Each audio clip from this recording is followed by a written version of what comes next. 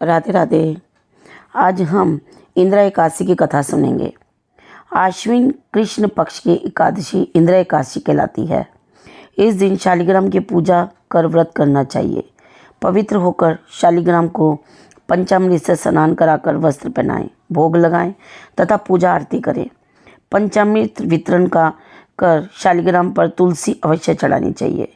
इस प्रकार जो इस व्रत को करते हैं वे करोड़ पितरों का उद्धार कर स्वयं सरलोक को जाते हैं। कुंती पुत्र ने कहा, हे जनार्दन, हम आपसे वामन एकादशी उपवास की कथा सुन प्रसन्न हुए। अब आप हमें आश्विन माह के कृष्ण पक्ष की एकादशी का नाम, उसका मातम्य तथा फल कहें। हम वह सुनने के लिए अति उत्सुक हैं। देवकी नंदन ने कहा, हे धर्मराज, आश्विन मास के कृष्ण पक्ष की यह एकादशी इंदिरा एकादशी कहलाती है। यह समस्त पापों का समूल नाश कर देती है। इसके उपवास से नरकगामी पितरों को नरक से मुक्ति मिलती है। इस एकादशी उपवास की कथा के केवल श्रवण मास से ही वाजपेयी यज्ञ का फल प्राप्त हो जाता है। पुरातन काल में महिष्मती नगरी में एक अति वीर राजा इंद्रसेन का शासन था। वह राजा पुत्र पौत्र वाला था। उसका राजकोष धन धान्य से परिपूर्ण था। उसने अपनी वीरता से अपने समस्त शत्रुओं का संहार कर दिया था। एक अवसर पर जब वह अपनी राजसभा में विराजमान था, तब अचानक ही आकाश मार्ग से नारद ऋषि का आगमन हुआ। उन्हें वहां आया देखकर नरेश ने उनको नमन कर उन्हें बैठने के लिए आसन दिया। आसन ग्रहण कर ऋषिराज से नरेश ने कहा, राज्य में चहुं ओर शांति है, सब कुशल पूर्वक है, सब धर्मकाज भी शांतिपूर्वक संपन्न हो गए हैं। अब आप अपने पधारने का कारण कहें। नारद ऋषि ने कहा, हे नरेश, मुझे एक महान आश्चर्य हो रहा है कि एक समय जब मैं ब्रह्मलोक में यमलोक गया, तब अपने वहाँ पर धर्मराज की राजसभा में आपके पिताश्री को बैठे देखा। तुम्हारे पिता महान ज्ञानी, दानी तथा धर्मात्मा थे। वह आपका एक एकादशी उपवास गलत हो जाने पर यमलोक में हैं।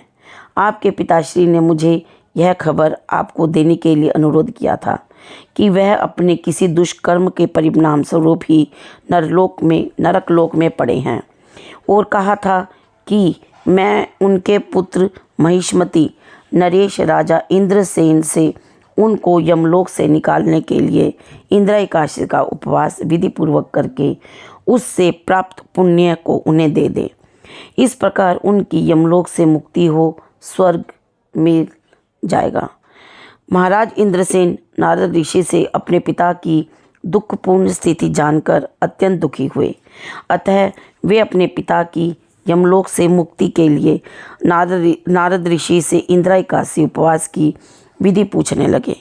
नारद जी ने कहा, हे नरेश, आश्विन माह के कृष्ण पक्ष की एकादशी से एक दिन पूर्व दशम को प्रातः श्रद्धा भाव से स्नान कर दोपहर बाद भी स्नान करें। वहाँ जल से बाहर आकर भक्ति भाव से अपने पितरों का श्राद्ध करो और उस दिन केवल एक बार ही भोजन करो तथा रात्रि को भी भूमि पर ही सोएं। एकादशी के दिन प्रातः दातुन करके स्नान करो, तत्पश्चात श्रद्धा भाव से उपवास शुरू करो तथा प्रभु से कहो, आज मैं भूखा ही रहूँगा और कोई भोग भी नहीं करूँगा, भोजन भी कल ही द्वादशी को करूँगा। प्रभु आप मेरे रक्षक हैं, आप मेरा उपवास पूरा करने में सहायक होंगे। इस प्रकार के व्यवहार के बाद शालिग्राम की मूर्ति को स्थापित करो। तब विद्वान ब्राह्मण को भोजन देकर दक्षिणा दें। भोजन का कुछ भाग गऊ को दान में देकर विष्णु जी की धूप दीप नैवेद्य से पूजा करें। रात्रि जागरण तथा गायन वादन करो। तदुपरांत द्वादशी को मौन धारण कर भाई बंधुओं के साथ स्वयं भोजन करो। नारद ऋषि ने कहा, हे नरेश, इंदिरा एकादशी उपवास करने का यही उपाय है जो कि मैंने तुम्हें कहा है। हे नरेश, अब आप आलस्य छोड़कर बतलाई गई विधि के अनुसार उपवास करो ताकि तुम्हारे पिता दोषमुक्त हो देवलोक जाएं। तब नरेश ने भाई बंधुओं के साथ उपरोक्त बतलाई गई विधि से उपवास किया। इस प्रकार नरेश के पिता दोषमुक्त हो नरक से निकल गए। उस समय आकाश से पुष्प वर्षा हुई और राजा के पिता यमलोक से विमान पर आरूढ़ हो देवलोक चले गए। राजा इंद्रसेन ने भी इस लोक में इस एकादशी के प्रभाव से अनेक प्रकार के सुखों का उपभोग किया तथा मरणोपरांत वे भी देवलोक गए। देवकीनंदन बोले, हे धर्मराज राज युधिष्ठिर, मैंने तुम्हें इंद्र एकादशी उपवास की पूर्ण कथा कह सुनाई है। इस कथा को पढ़ने व सुनने से ही समस्त पाप नष्ट हो जाते हैं और मरणोपरांत देवलोक प्राप्त होता है। बोलो विष्णु भगवान की जय। एकादशी की यह कथा संपन्न हुई।